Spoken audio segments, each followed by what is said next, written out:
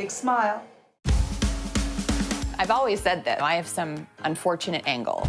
I have a Jewish nose. I mean, ooh, that's probably offensive to people, but I'm Jewish, so. Beautiful people do beautiful things. Beautiful people do beautiful things. Was there any time that you liked the way you looked? No, that would be a no. I was a rude, ugly, stupid, boring, spoiled child. And if you think I'm self-loathing now, you're lucky you didn't see the one-woman show I did when I was 5. You want to do something to your face? Yeah, a lift. What made you decide to have yourself done over? Well, I got sick and tired of having the dog drag me out in the yard and bury me.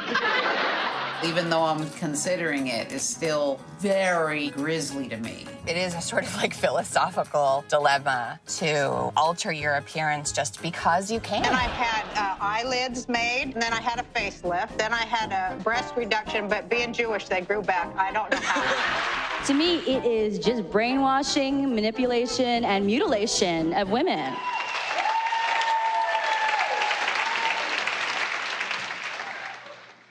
I'm still gonna get it. Miss Joan, I enjoyed so much watching your film last night, your new documentary, Take My Nose, Please. And I have to say, I learned so much, and at the same time, laughed at least 10 times. Such a funny movie. And, you know, it's interesting that you also included the footage of the early days of plastic surgery in Paris. That's so interesting to know that back then women had plastic surgery not because they want to be on camera, but because they needed to find a good job. Right. That's something that none of us knew about it. Right. Well, nobody realizes how old plastic surgery is, and it goes back much farther than even than the 1920s in Paris. But that was the early days of cosmetic surgery, because earlier there was a lot of reconstructive surgery going on, and it goes back actually to the Greeks. I mean, to the Egyptians.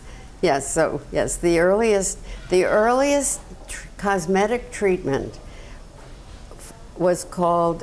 It was a face peel, and it was in the Smith Papyrus, which is the oldest medical document that we know of. I mean, there could be older documents, but it's the oldest one we know about, and it's about 2,500 years old. Right. And in that, there's a formula for a face peel, and the title of the formula or the recipe is How to Make an Old Man into a Youth.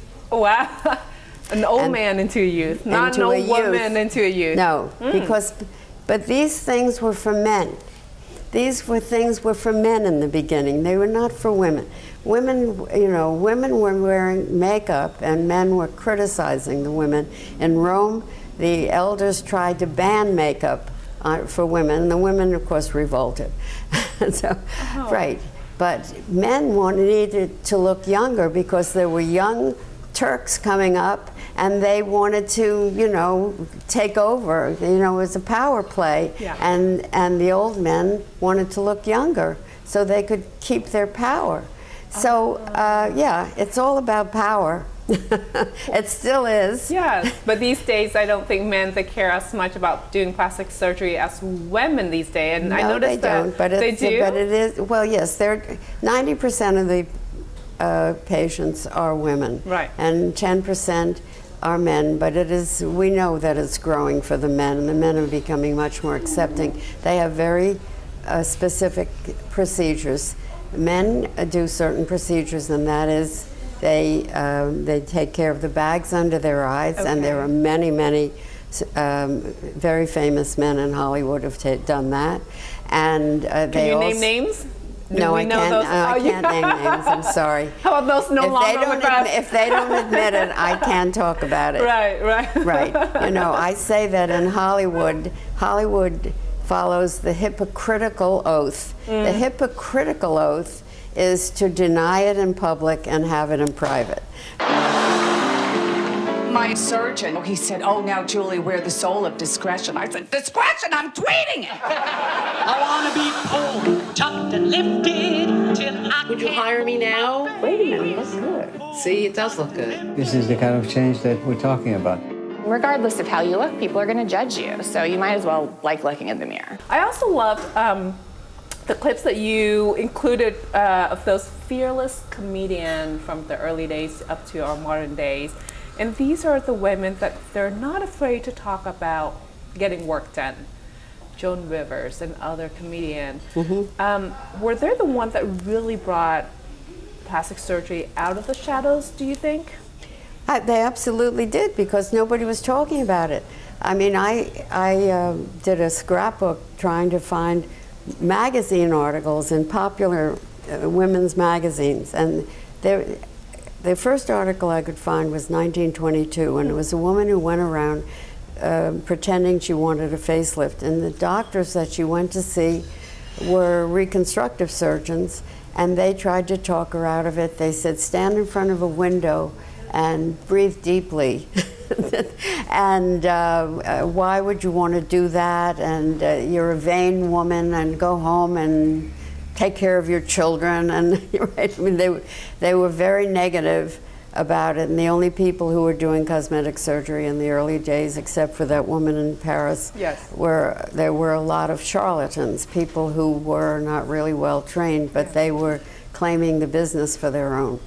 And but as time went on, it got slightly more and more acceptable, and then Hollywood adopted it, and then you know, it wasn't until about 1960 that I think it was the Ladies' Home Journal did a story about a woman who had a facelift, and was happy with it, but there was so many moral judgments about her, and you know, that she felt that people were judging her, and she had to keep it a secret and whatnot.